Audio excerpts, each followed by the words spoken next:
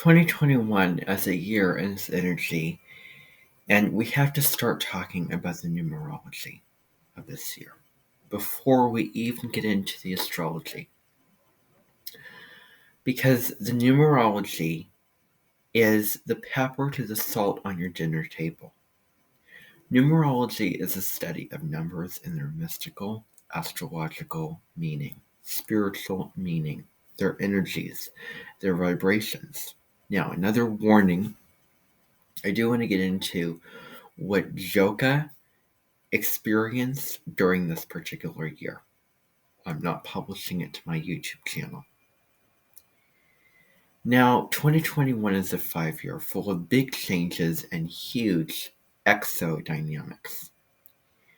5 is the number that relates to the celebration of life, loving life, and embracing it, getting out there, going on adventures.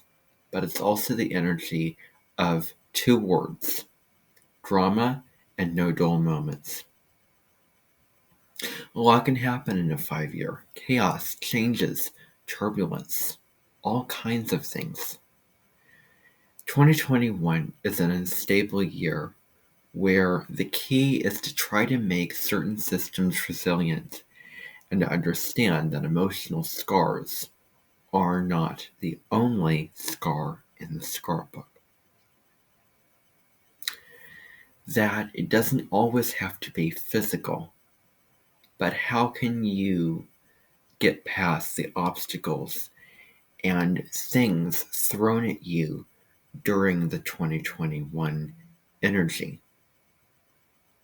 And how can you find footing and grounding with that kind of energy?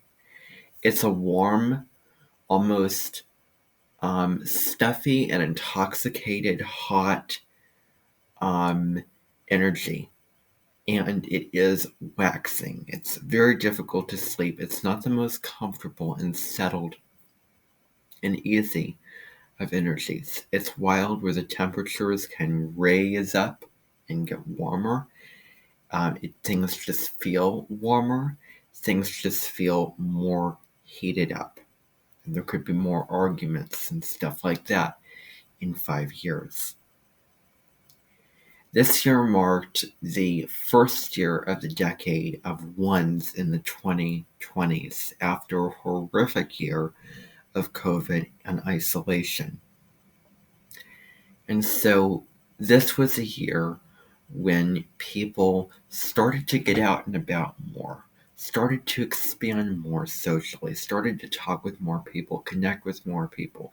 Bans and restrictions were being lifted. People got their vaccines and their COVID shots during this year. A lot happened. A lot that was super significant that we cannot remiss to explain.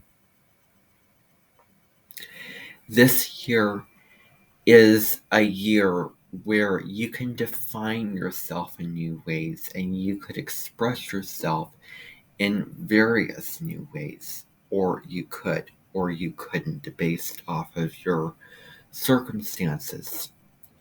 It's also a year where a lot of things in both the collective and your personal life may have come to a really extreme head. And there may have been a lot of challenges that you'd never thought that you would undertake. Have chances for your soul to grow hugely. I know that was for me, particularly at the end of the year.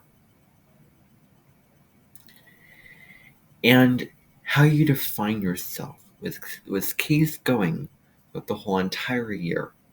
And also where you went, what you did, what customs did you undertake, and what you actually decided to do to use the energy and get out and about and be social and try to be more free.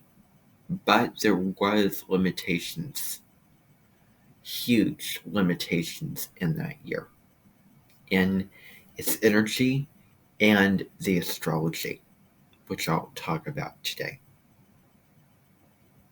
The year started with January 3rd. That was when Mars left the retrograde shadow season and continued on through the sign of Aries until it got to around the 12th of January, and then it moved into Taurus. And throughout that whole Mars retrograde season, it's all about redefining where our bone boats lie, redefining the masculine energy, what propels us to act, and what motivates us to take action.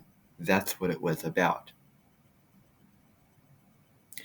And where have we not balanced our masculine and feminine principles? We take it really back to the basics of Mars retrograde because it's retrograde in its sign of rulership. Now, Mars in Aries is impulsive and assertive. Mars can really bring itself out in these ways really strongly. So we've had that going on in the third. On January 12th, we've also had Uranus stationing direct. And Uranus stationing direct is always a moment where our caffeine level is up, we're more awake than usual, and the year is certainly defined by the energy of Uranus as an unstable year, because what is Uranus? Shake-ups, the ground shaking, the ground breaking, it's not stable. All those kind of things. And Uranus is an emissary into something new.